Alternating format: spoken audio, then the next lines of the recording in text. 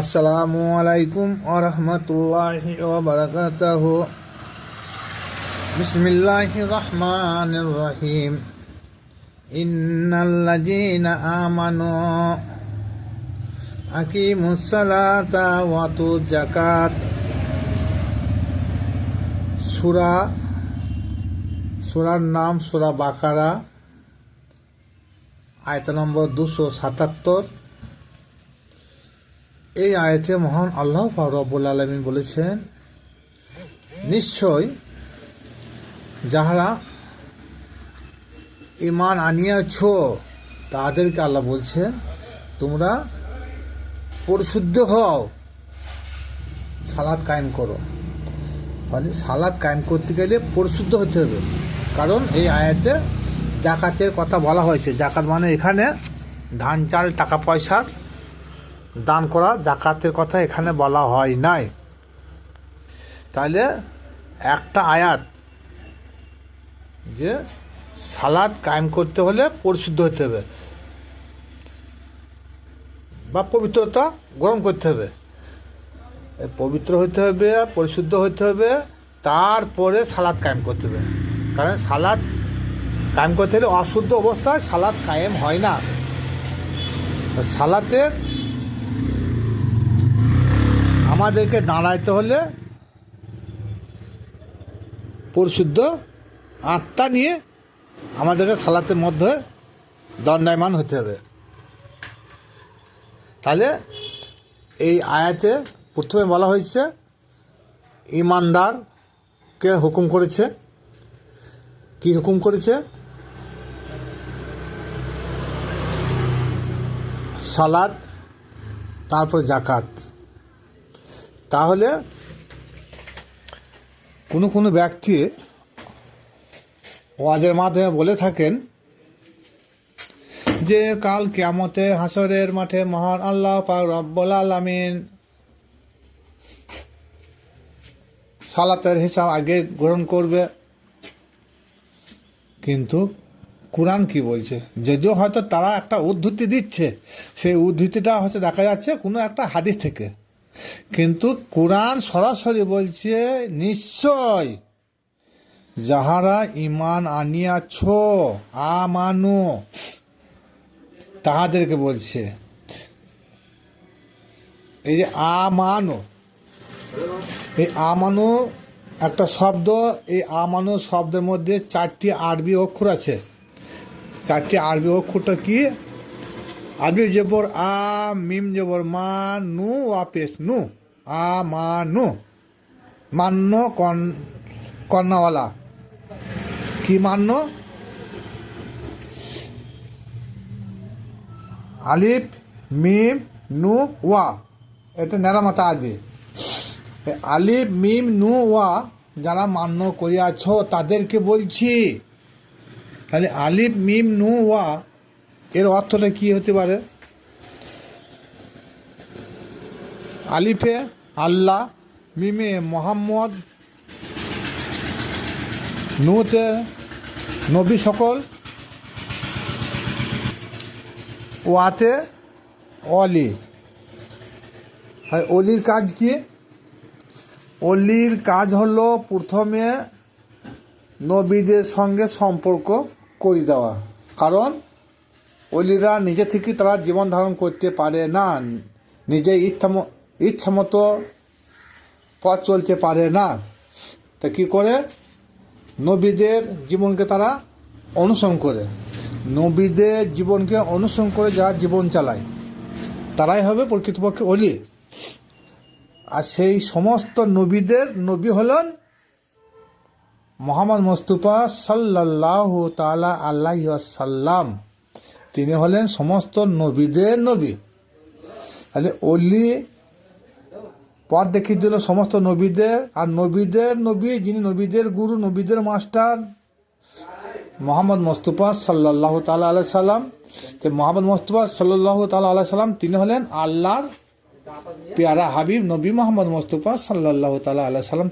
আল্লাহর নবীকে যদি আল্লাহ তৈরি না করতেন এই জগৎ সৃষ্টি করতেন না। আর জগৎ সৃষ্টি যদি নাই করতেন তাহলে এই সমস্ত নবীগুলোকে তৈরি করতেন না। তাহলে নবীগুলো তৈরি করার মূল উদ্দেশ্য হলো জগৎ সৃষ্টি করা।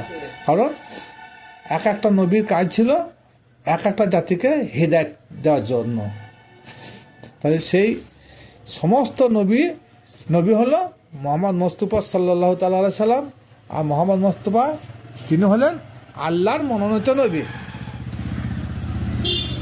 তো সেই আল্লাহ পাক রব্বুল আলামিন সূরা বাকারায় বললেন, যারা ওলি এবং নবী এবং মোহাম্মদ এবং আমি আল্লাহ আমার প্রতি যারা ঈমান আনিয়েছে, আমার প্রতি যারা বিশ্বাস স্থাপন করেছে, এটা হচ্ছে একমাত্র এই কথাগুলো সুফিবাদদের তরিকা ছাড়া কেউ বুঝতে পারবে না।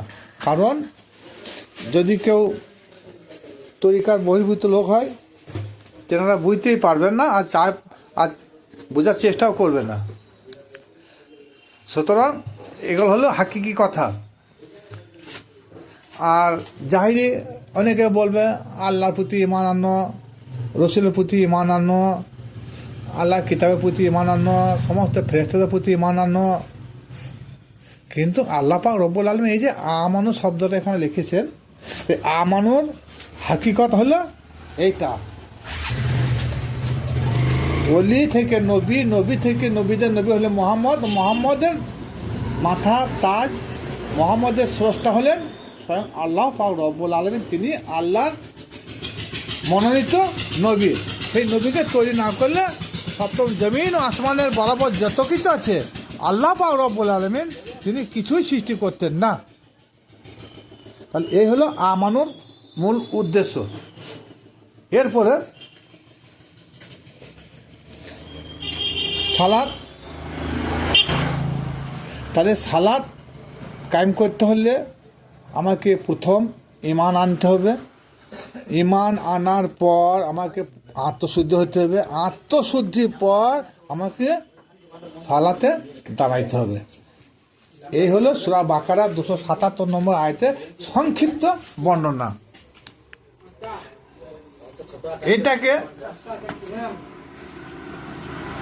বাদ দিয়ে যদি হাদিস নিয়ে বলে যে কাল হাসরের মাঠে আল্লাহ নামাজের হিসাব আগে নেবে, হয়তো অনেক হাদিস আছে, কিন্তু কোরআন তো বললো আগে ঈমান, তারপরে নামাজ, তারপরে যাকাত।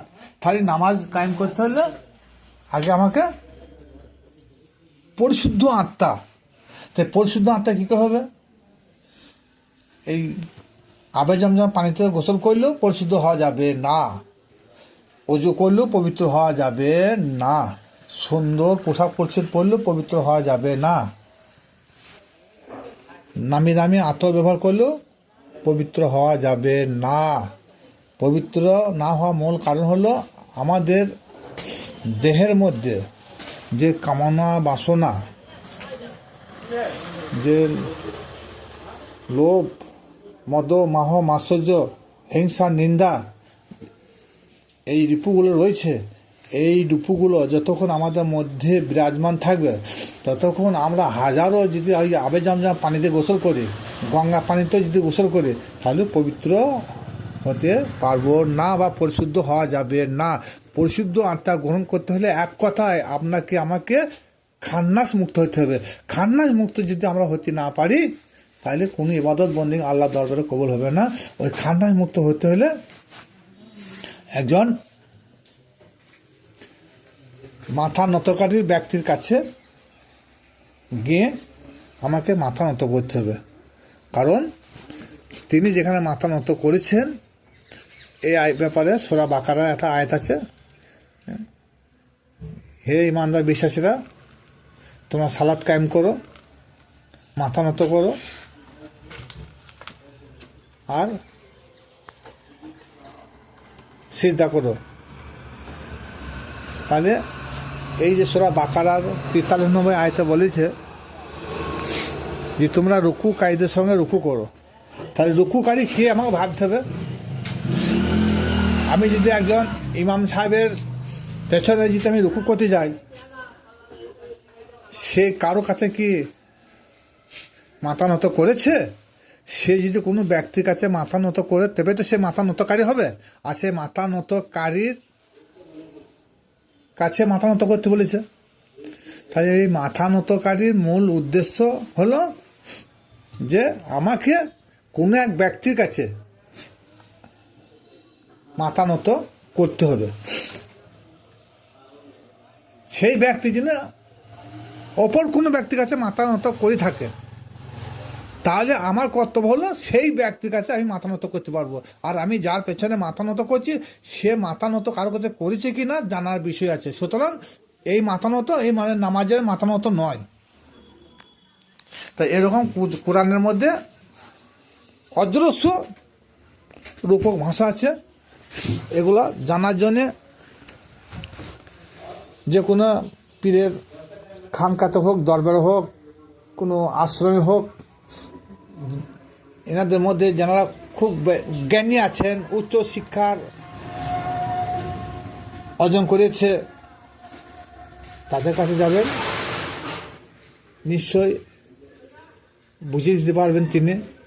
আর এমন লোক আছে তার বাংলাও জ্ঞান নেই, হয়তো আরবি, উর্দু, ইংরেজি কিছুই জ্ঞান নাই, কোরআনও জানে না, কিন্তু কিছু মৌখিক কথা শিখিয়ে যদি সেটা যদি তুতা পাখির মতো যদি আওড়াতে থাকে, তো সেখানে মানুষ কতখানি জ্ঞান লাভ করবে এটা ভাবার বিষয় আছে। তবে হয়তো এই বিষয়ে কেউ একটা উদাহরণ দিয়ে বসে থাকবে যে আল্লাহ নবী পাক সাল্লাল্লাহু তাআলা আলাইহি সাল্লাম তিনি কোন স্কুলে পড়েছিলেন, কোন মাদ্রাসায় পড়েছিলেন, এটা বলা ভুল হবে। কারণ তিনার মাস্টার স্বয়ং আল্লাহ পাক রব্বুল আলামিন, স্বয়ং আল্লাহ পাক রব্বুল আলামিন তিনাকে কোরআন শিক্ষা দিয়ে পাঠিয়েছেন। তা তিনা কোনো বিশ্ববিদ্যালয়ে, কোনো মাদ্রাসায়, কোনো মক্তবখানায় পড়ার প্রয়োজন ছিল না। তিনার সঙ্গে কাউকে তুলনা করা যাবে না।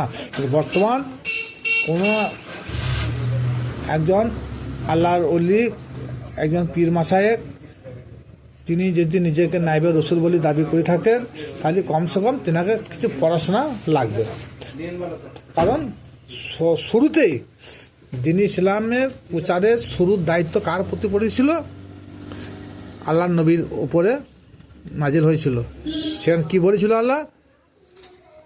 ইকরা বিসমি রাব্বিকাল্লাযী খালাক।